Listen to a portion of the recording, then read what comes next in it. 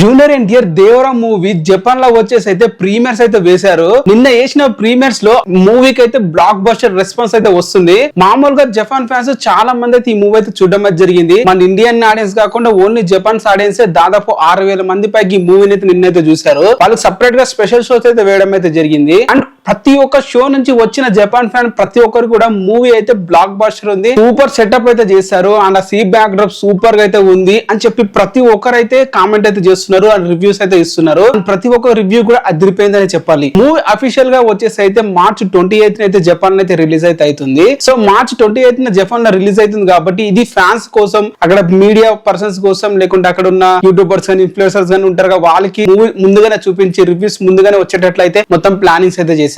అలానే ప్లానింగ్ అయితే సక్సెస్ అయిందని చెప్పాలి. జపాన్ లో మూవీకి అయితే అద్భుతమైన రెస్పాన్స్ అయితే వచ్చింది. చాలా మంది క్వశ్చన్ చేయొచ్చు, బ్రో దేవరా మూవీ చాలా రోజులైందిగా రిలీజ్ అయ్యి ఆ జపాన్ వాళ్ళకి ఆన్లైన్ లో దొరకదా మూవీ, అక్కడ చూసేవచ్చుగా, నెట్ఫ్లిక్స్ లో కూడా ఉంది అని చెప్పనొచ్చు. బట్ అక్కడ ఉన్న సర్వర్స్ కి దేవరా మూవీ అనేది అయితే చూపించదు. అక్కడ ఉన్న సర్వర్స్ కి దేవరా మూవీ అయితే అవైలబుల్ అయితే ఉండదు. సో దాని వల్ల దేవరా మూవీ అఫీషియల్ గా జపాన్ లో అయితే రిలీజ్ అయితే అవుతుంది. అండ్ ఇప్పుడు వచ్చేసి ప్రీవియస్ కి అయితే అద్భుతమైన రెస్పాన్స్ అయితే వస్తుంది. చూసిన ప్రతి ఒక్క జపాన్ ఫ్యాన్ కూడా ట్వీట్స్ అయితే వేస్తున్నారు అండ్ వాళ్ళ మూవీ ఎలా ఉందని అయితే అప్పుడే చెప్పేస్తున్నారు. అండ్ జూనియర్ ఎన్టీఆర్ గారు వచ్చేసి జపాన్ మార్చ్ 22 అయితే వెళ్తున్నారు. ఇంకా వెళ్ళడానికి 1 వీక్ అయితే ఉందని, ఇంకా 4 డేస్ అయితే ఉంది జపాన్ వెళ్ళడానికి. అండ్ వెళ్లే ముందు అక్కడ చాలా మీడియాస్ కి అయితే ఇంటర్వ్యూస్ అయితే ఇస్తాడు, అలాగే చాలా ప్రోగ్రామ్స్ కూడా పార్టిసిపేట్ అయితే చేస్తాడు. మొత్తం ఎవ్రీథింగ్ ఆల్రెడీ అయితే సెట్ అయితే చేశారు. జూనియర్ ఎన్టీఆర్ గారు రీసెంట్ గా వచ్చి ఒక ఇంటర్వ్యూ అయితే ఇవ్వడం అయితే జరిగింది జపాన్ వాళ్ళకి. ఆ ఇంటర్వ్యూ కూడా అఫీషియల్ గా అయితే రిలీజ్ అయితే అయింది. జపాన్ వెర్షన్ లో ఉంది. అది పూర్తిగా మొత్తం డీటెయిల్ గా కనుక్కొని మీకు అయితే తెలుగులో అయితే వీడియో చేయడానికి అయితే ట్రై అయితే చేస్తాను. ఇది ఒక అమేజింగ్ మూవీ ఎక్స్పీరియన్స్. ఇది ఓన్లీ థియేటర్ లో మాత్రమే చూడాలి అని చెప్పి జపనీస్ ఫ్యాన్స్ చాలా మంది ట్వీట్స్ అయితే వేశారు. మీకు అవన్నీ క్లియర్ గా అయితే చూపిస్తాను, ఒక్కొక్కటి చూడండి. సో ఈ విధంగా దేవరా మూవీకి అయితే జపాన్ లో కూడా అద్భుతమైన రెస్పాన్స్ అయితే వస్తుంది. మరి అఫీషియల్ గా రిలీజ్ అయినప్పుడు ఎంత కలెక్ట్ చేస్తుంది అనేది అయితే చూడాలి.